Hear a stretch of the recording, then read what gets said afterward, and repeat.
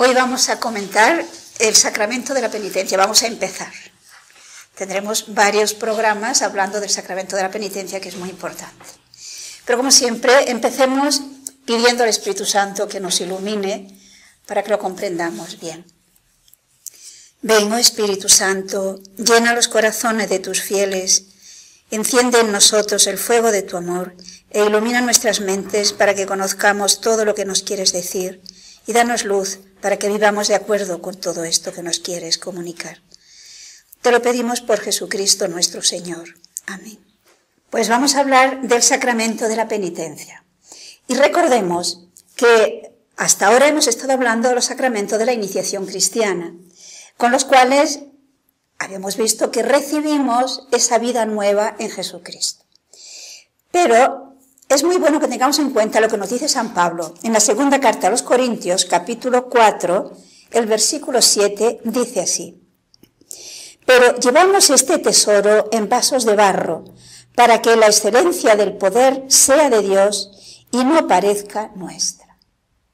Es decir, este tesoro que hemos recibido con el sacramento de la iniciación cristiana, con el bautismo, con la Eucaristía y con la confirmación, esa participación de la naturaleza divina, que yo creo que nunca acabamos de tomarle el peso a lo que significa esto. Lo llevamos, dice San Pablo, en vasos de barro, es decir, en un depósito frágil. ¿Por qué? Pues porque mientras vivimos en esta vida, estamos sometidos al sufrimiento, a la enfermedad, a la muerte, a las tentaciones, y todo esto, pues, puede ir, y de hecho lo normal es que haya una tendencia a disminuir, a enfermar, a debilitar, incluso a perder con un pecado grave esa vida nueva que hemos recibido en Jesús. Por lo tanto, necesitamos algo que nos ayude a recuperar fuerzas, podríamos decir, e incluso a recuperar la vida si es que la hemos perdido. Y no deja de ser interesante fijarse que en el Evangelio Jesús se presenta en más de una ocasión como el médico. E incluso cuando le acusan de que se junta con pecadores, Jesús dice que el médico no va a donde están los sanos, sino donde están los enfermos. Voy a leer un texto, tenemos más de unos casos semejantes, en los que Jesús podemos ver cuál es su actitud ante los enfermos, pongamos eso entre comillas, las personas que viven en pecado y que por lo tanto necesitan de esta ayuda del médico de las almas que es Jesús. En el capítulo 2 de San Marcos se nos habla de un episodio, es un poco largo pero vale la pena, son los versículos 1 al 12.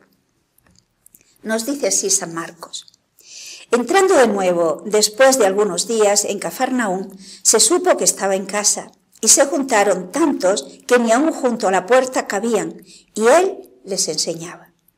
Vinieron trayéndole un paralítico que llevaban entre 4. No pudiendo presentárselo a causa de la muchedumbre, descubrieron el terrado por donde él estaba, y hecha una abertura, descolgaron la camilla en que yacía el paralítico. Viendo Jesús la fe de ellos, dijo al paralítico: hijo, tus pecados te son perdonados. Estaban sentados allí algunos escribas que pensaban entre sí: ¿cómo habla este así? ¿Blasfema? ¿Quién puede perdonar pecados sino solo Dios? Y luego, conociendo Jesús con su espíritu que así discurrían en su interior, les dice: ¿por qué pensáis así en vuestros corazones? ¿Qué es más fácil? ¿Decir al paralítico tus pecados te son perdonados? ¿O decirle levántate, toma tu camilla y vete? Pues para que veáis que el Hijo del Hombre tiene poder en la tierra para perdonar los pecados, se dirige al paralítico: yo te digo, levántate, toma tu camilla y vete a tu casa.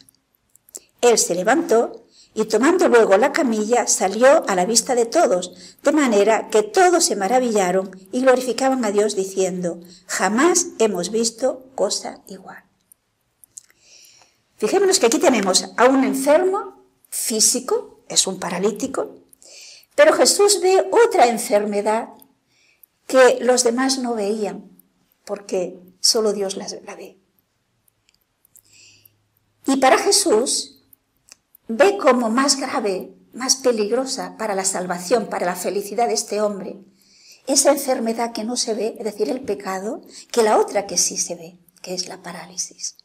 Y por esto, ante la fe de aquellos hombres que han arriesgado tanto, y de esta manera han querido por todos los medios conseguir que aquel enfermo, ponerlo delante de Jesús, fijémonos que lo primero que dice es: ánimo, tus pecados están perdonados. Y fijémonos que incluso le trata con afecto, le dice: hijo, tus pecados te son perdonados. Evidentemente, los que estaban escuchando a Jesús, y además los fariseos que no creían que Jesús realmente fuera lo que decía ser y lo que se manifestaba como es decir, Dios, les parece una blasfemia. Pero observemos que aquí tenemos un caso en el que Jesús, podemos decir, para demostrar que efectivamente Él es Dios y por lo tanto perdona pecados, puede perdonar los pecados, porque lo que dicen los fariseos es cierto. ¿Quién puede perdonar los pecados sino solo Dios? Es verdad, porque el ofendido es Dios. Pues Jesús, para probar que efectivamente puede perdonar pecados, realiza algo que sí se puede ver y que es tan difícil, es decir, que igualmente solo Dios lo puede hacer, que es dar la salud a este paralítico. Y fijemos que las palabras de Jesús son muy claras. Les ha dicho: pues para que veáis que el Hijo del Hombre tiene poder en la tierra para perdonar los pecados. Es decir, como prueba de que es así, levántate, toma tu camilla y vete a casa. Y aquel hombre puede levantarse, tomar la camilla e irse a casa. Por lo tanto, igualmente le quedaron perdonados los pecados. Y en el Evangelio, repito, tenemos varios episodios en los que Jesús perdona los pecados. Y por lo tanto podríamos preguntarnos: ¿solo Jesús puede perdonar los pecados? Nos ha dicho aquí, solo Dios. Entonces nosotros ahora, que Jesús no es visible, no podemos obtener el perdón de los pecados, porque igualmente somos frágiles, igualmente tenemos la inclinación al mal.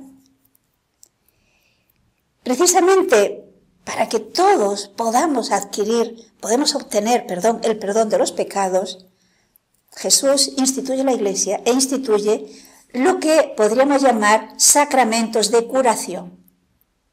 Ha instituido los sacramentos de la iniciación cristiana, con lo que se nos ha dado la vida nueva, y Cristo instituye igualmente 2 sacramentos para curar nuestras enfermedades: el sacramento de la penitencia y el sacramento de la unción de los enfermos. 2 sacramentos para curar. El Catecismo de la Iglesia Católica, en el número 1420, citando además la Lumen Gentium del Vaticano II, dice: los que se acercan al sacramento de la penitencia obtienen de la misericordia de Dios el perdón de los pecados cometidos contra Él. Y fijémonos bien, y al mismo tiempo se reconcilian con la Iglesia, a la que ofendieron con sus pecados. Ella, la Iglesia, les mueve a conversión con su amor, su ejemplo y sus oraciones.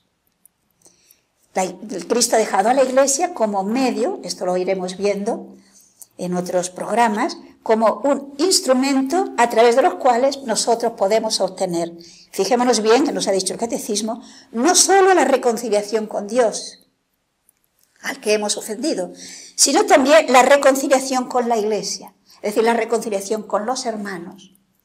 Porque no olvidemos que con el bautismo entramos a formar parte del cuerpo místico.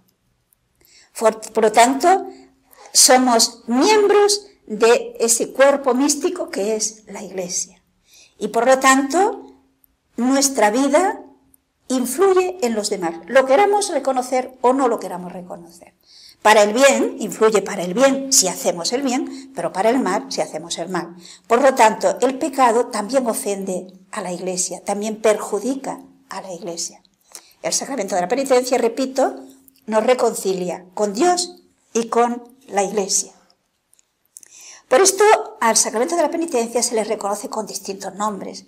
Es el sacramento de la conversión, es que nos ayuda a dar ese cambio. Es también el sacramento del perdón, es el sacramento de la paz, porque cuando tenemos el pecado en nuestra conciencia, perdemos la paz. También es el sacramento de la confesión, que es quizás como más se le reconoce vulgarmente, pero también es el sacramento de la reconciliación. Ahí San Pablo tiene una conciencia muy clara de lo que es este sacramento. En la segunda carta a los Corintios, en el capítulo 5, nos dice lo siguiente, desde el versículo 19. Dice, porque a la verdad, Dios estaba en Cristo reconciliando al mundo consigo y no imputándole sus delitos. Y puso en nuestras manos la palabra de reconciliación. O sea, fijémonos, quien realiza la reconciliación es Cristo, Dios a través de Cristo. Pero, dice el apóstol, ha puesto en nuestras manos la palabra de reconciliación. Y continúa diciendo en el versículo 20, somos pues embajadores de Cristo, como si Dios os exhortase por medio de nosotros. Por Cristo os rogamos, reconciliaos con Dios. Por lo tanto, Cristo nos ha dejado ministros suyos para reconciliarnos con Dios. E incluso, posiblemente se acordarán de aquel momento en el que Cristo mismo, cuando habla de las disposiciones que debemos tener cuando nos acercamos a Dios, en el Evangelio de San Mateo, precisamente en el Sermón de la Montaña, o sea, en el capítulo 5, nos dice lo siguiente de la importancia de la reconciliación con el hermano. En el capítulo 5, versículos 23 y 24. Dice así Jesús, si vas pues a presentar una ofrenda ante el altar y allí te acuerdas de que tu hermano tiene algo contra ti, deja allí tu ofrenda ante el altar, ve primero a reconciliarte con tu hermano y luego vuelve a presentar tu ofrenda. Recordemos, también vimos cuando hablamos del sacramento de la Eucaristía, que San Pablo nos invitaba a que antes de acercarnos a comulgar, hiciéramos examen de conciencia y reflexionáramos si realmente estamos en condiciones para acercarnos a recibir al Señor. Pues aquí nos dice el Señor, primero reconcíliate. Reconcíliate con Dios, pero también con el hermano. Y luego, acércate, presenta tu ofrenda. Porque si no, en vez de recibir un bien, se recibe un mal. San Pablo habla palabras muy fuertes que recibiríamos, en vez de servirnos de la comunión para bien, nos serviría de condenación. Pero el catecismo se plantea una pregunta. ¿Por qué un sacramento de la reconciliación después del bautismo? Recordemos que con el bautismo fuimos lavados, decía San Pablo, hemos sido justificados, hemos sido renovados. El hombre viejo, es decir, el hombre de pecado, cuando se trata de un adulto que se bautiza, toda aquella vida de pecado ha desaparecido, ha nacido nueva. Por lo tanto, ya no existe el pecado en esa persona que acaba de bautizarse. Entonces, ¿por qué después del bautismo un sacramento de reconciliación? Y el catecismo, en el número 1425, nos dice, es preciso darse cuenta de la grandeza del don de Dios que se nos hace en los sacramentos de la iniciación cristiana para comprender hasta qué punto el pecado es algo que no cabe en aquel que se ha revestido de Cristo. Si le tomamos el peso a la grandeza del don que hemos recibido en el bautismo, que se ha reforzado en la confirmación y que se alimenta con la Eucaristía, que es nada menos que una participación de la misma naturaleza divina, no cabe el pecado. Sin embargo, voy a leerlo, San Juan en la primera carta, en el capítulo 1,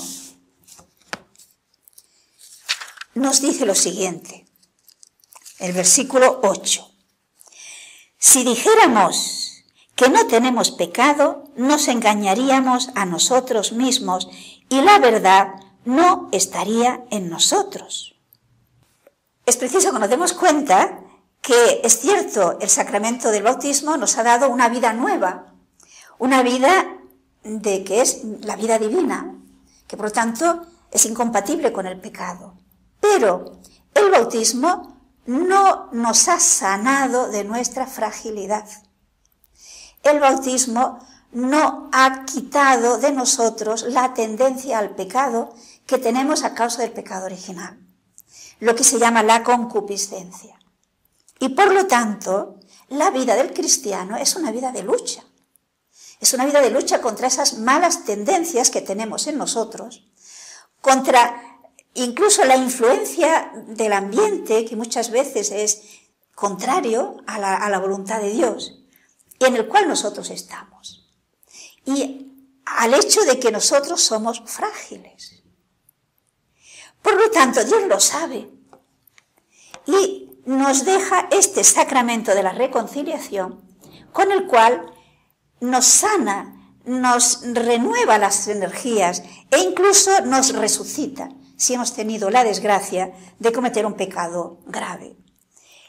El Catecismo en el número 1426 nos dice: esta lucha es la de la conversión con miras a la santidad y a la vida eterna a la que el Señor no cesa de llamarnos. Es muy importante. Pensemos que la meta hacia la cual nos llama Dios no es una vida mediocre, no es una vida de ir tirando, sino que es una vida de santidad. Dios pensó en nosotros, dice San Pablo en la carta a los Efesios, desde antes de la creación del mundo, y nos pensó santos e inmaculados en su presencia por el amor. Y a eso es a lo que tenemos que aspirar. Porque es más, San Pablo, en la carta a los Hebreos se nos dice que sin la santidad nadie verá al Señor. Necesitamos trabajar seriamente por llegar a esa santidad, lo cual significa luchar contra nuestras tendencias desordenadas. Para eso tenemos el sacramento de la penitencia. Y alguien quizás dirá: uy, es que eso es muy difícil, eso es una meta inalcanzable. Pensemos bien, si esa meta la tuviéramos que conseguir nosotros con nuestras propias fuerzas, por supuesto que estoy de acuerdo, inalcanzable. Yo tiro la toalla. Con mis propias fuerzas, no. Pero es que Él se ha comprometido a ayudarnos.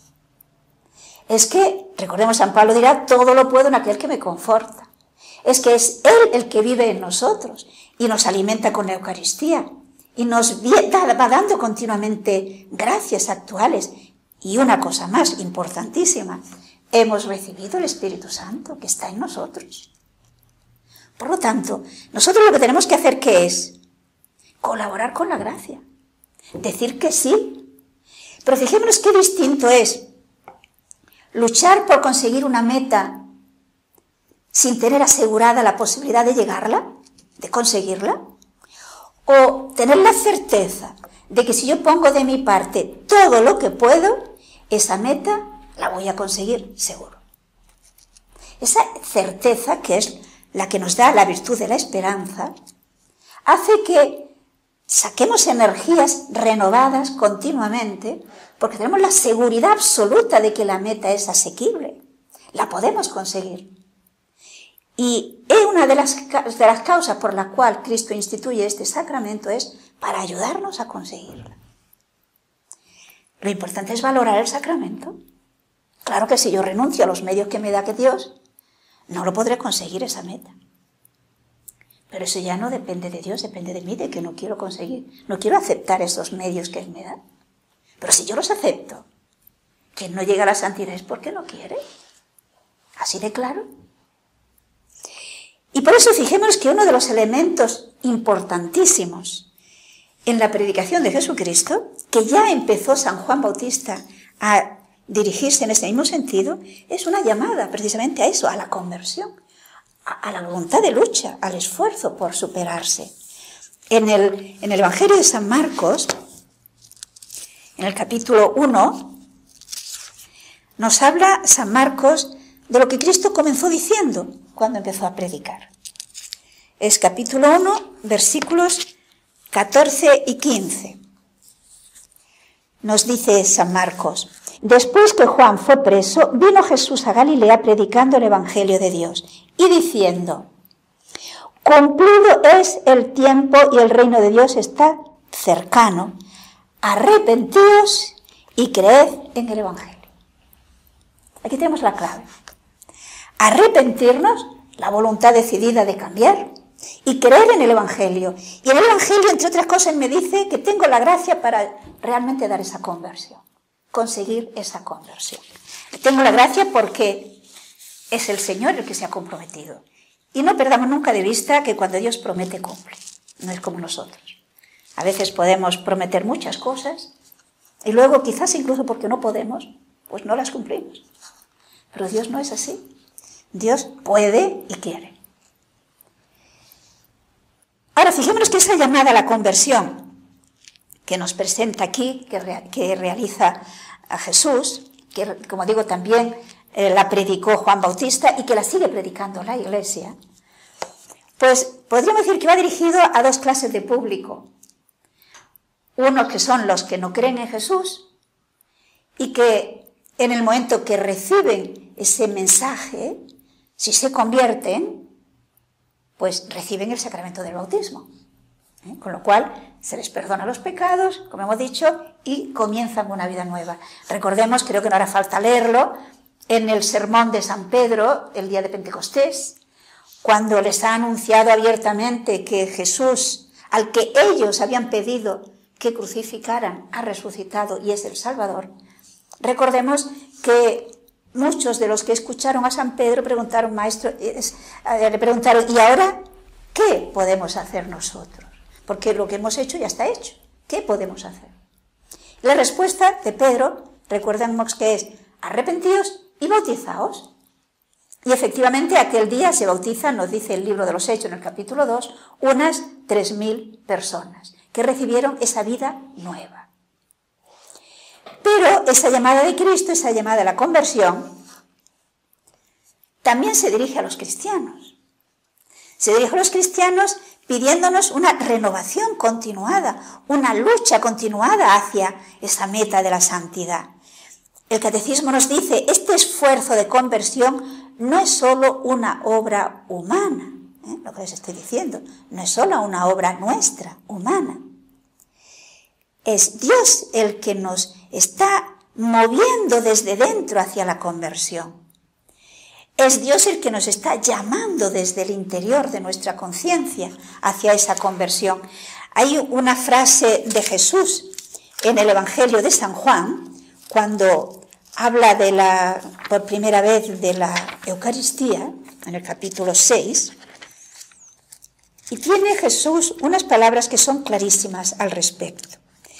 Nos ha dicho en el versículo 44 de este capítulo 6, recordemos que había quienes no creían, quienes les parecía demasiado eso que estaba diciendo Jesús. Y afirma Jesús: nadie puede venir a mí si el Padre que me ha enviado no le atrae, y yo le resucitaré en el último día. Es decir, ni tú ni yo podemos convertirnos si Dios no nos invitara desde dentro a convertirnos. Pero yo quedo libre. Y le puedo decir a Dios: mira, ahora no me apetece.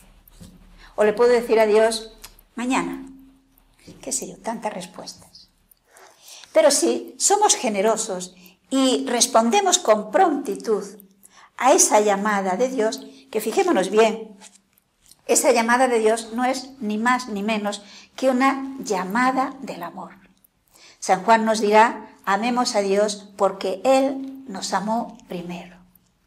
Dios es el que nos invita precisamente ofreciéndonos su amor, ofreciéndonos su ayuda. Podríamos decir ofreciéndonos aquello que en el fondo todos ansiamos. Ser felices, sentirnos amados y amar. Esa lucha por la santidad no es otra cosa que la lucha por el amor. La lucha por responder realmente al amor de Dios y al amor de los hermanos.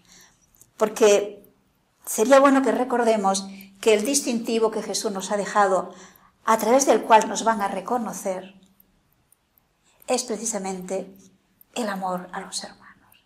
Es decir, fijémonos que Cristo no dijo, conocerán que sois mis discípulos en que vais a misa, ¿no? Eso no dijo. Evidentemente, si yo no voy a misa, si no comulgo, no tengo la fuerza para poder vivir el Evangelio. Pero no es ese el distintivo. Tampoco me dijo, la señal de que sois discípulos míos será, pues qué sé yo, que rezáis mucho. No, ese no es el distintivo. Porque fijémonos bien, ir a misa, rezar mucho, puede ser simplemente unos actos externos que no responden a una realidad interna. No son una respuesta al amor de Dios con mi amor personal. Por eso, la señal que Cristo nos dejó es, en eso conocerán que soy mi discípulo. Recordemos, nos lo dice San Juan en el discurso largo de la última cena. ¿En qué le conocerán? En que os amáis los unos a los otros. Un amor, que dirá San Juan, no de palabras, sino de hechos. El amor al hermano, también al que me ofende, también al que es mi enemigo, hace que efectivamente pruebe que en mí está esa vida nueva, porque sin la vida nueva yo no podría amar al que, humanamente hablando, no se presenta amable. Bien, pues para llegar a esa meta de santidad es para lo que Dios nos va llamando continuamente. Pero yo he de decirle sí, yo he de responderle. Por lo tanto, fijémonos que si estamos atentos a esas invitaciones internas de Dios, llegar a esa meta es fácil, pero supone lucha. Es decir, es posible. Y es más, en la medida que vamos avanzando en esa lucha, nos sentimos felices. Es como el que va subiendo va escalando una montaña. Es verdad que supone esfuerzo, pero la felicidad del que llega a la cumbre, pues evidentemente es fantástica cuando tienes aquellos grandes paisajes que puede contemplar. Si no fuera gratificante ese esfuerzo por escalar una montaña, ¿ustedes creen que habría escaladores? Ciertamente no.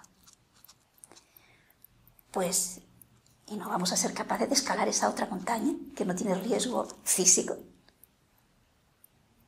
Se trata de valorar el llegar hacia arriba. Y la Sagrada Escritura, y también los padres de la Iglesia, nos hablan de 3 formas concretas de penitencia, porque fijémonos bien, repito, las formas externas de penitencia, de piedad, si no responden a una conversión del corazón, son engañosas.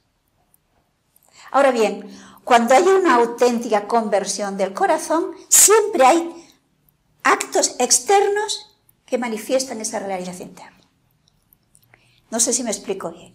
Los actos externos sin la conversión interna son un engaño.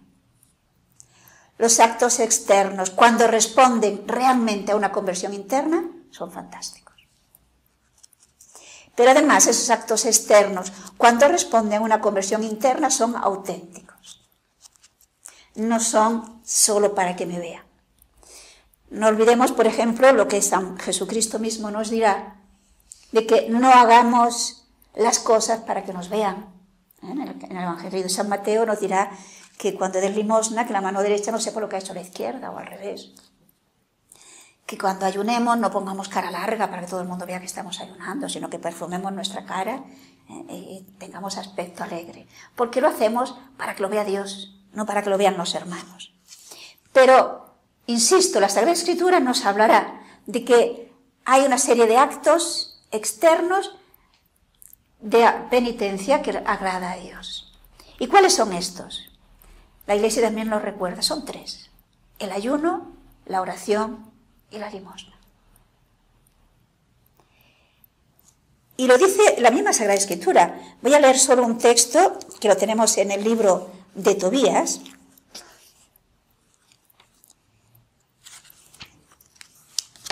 Recordemos, Tobías tiene una serie de consejos a su hijo Tobit. A ver si se me ha perdido Tobías. En el capítulo 12, vamos a leer 2 textos de Tobías. En el capítulo 12, el versículo 8, nos dice así: buena es la oración con el ayuno y la limosna con la justicia. Fijemos, en muy pocas frases nos afirma esos 3 medios. Es muy buena y es palabra de Dios. La oración con el ayuno y la limosna con la justicia, es decir, con la santidad.